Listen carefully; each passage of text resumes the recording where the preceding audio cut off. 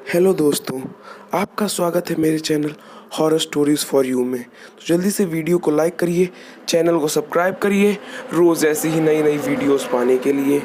तो चलिए सुनते हैं आज की पहली कहानी।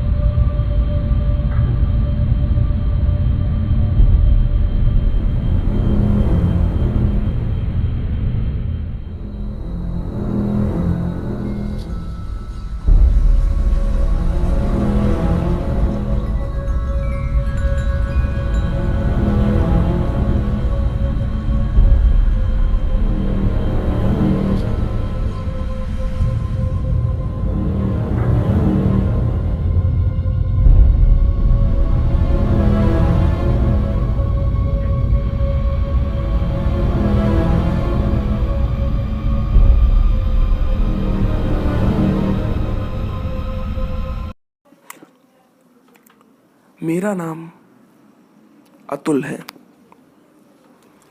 और मैं एक पुलिस वाला हूँ। हम लोग की पुलिस चौकी एक गांव में है।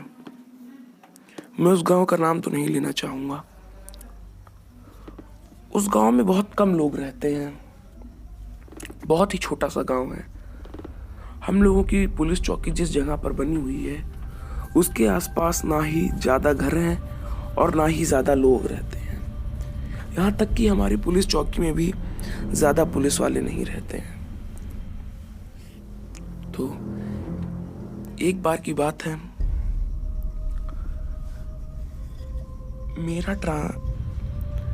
मैं उस पुलिस चौकी में हवलदार था।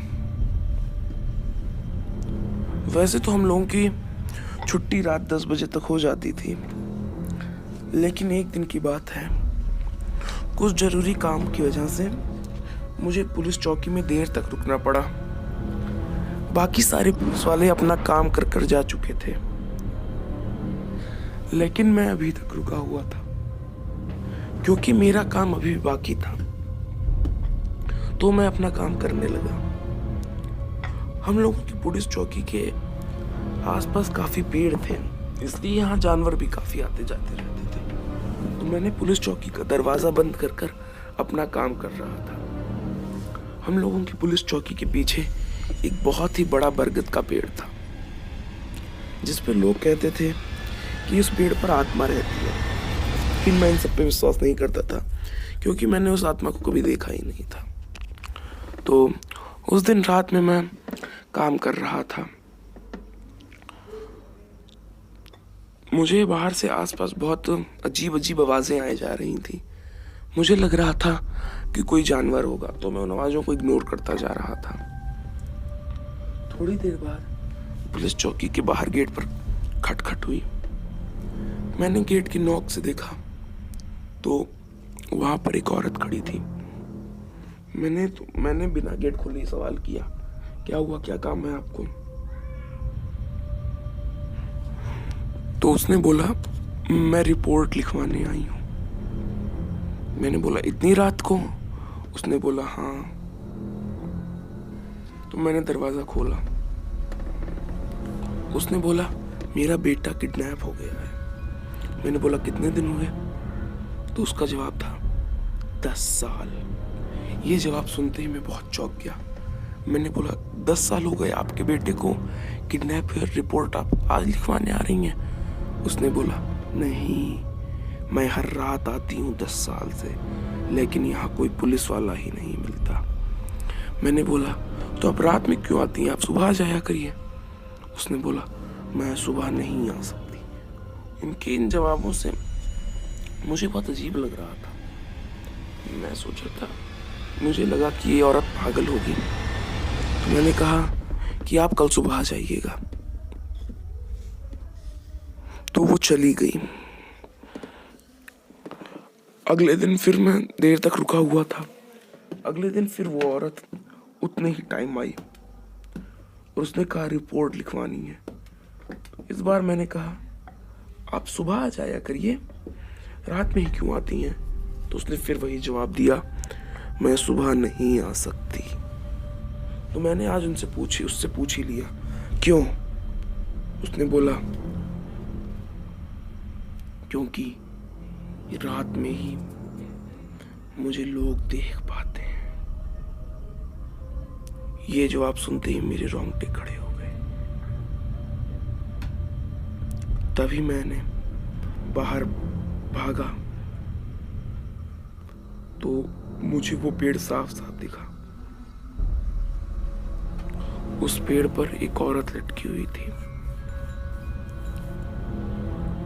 उस औरत को मैंने तुरंत उस पुलिस स्टेशन में बंद कर दिया था, क्योंकि मुझे उसके ऊपर शक हो रहा था। और मैं भागकर बाहर आया, तभी मैंने देखा पेड़ पर एक लाश लटकी हुई है। तो मैं उस लाश के पास गया और मैंने अपनी जेब में से टॉर्च निकालकर जब उस लाश पे मारी तो मैं देख के बिल्कुल दंग रह गया। ये वही औरत थी जो मेरे पास रिपोर्ट लिखवाने आई थी। मैं इतना डर गया कि क्योंकि मैंने उसको तो अभी पुलिस स्टेशन में बंद किया था, वो कैसे छूट गई।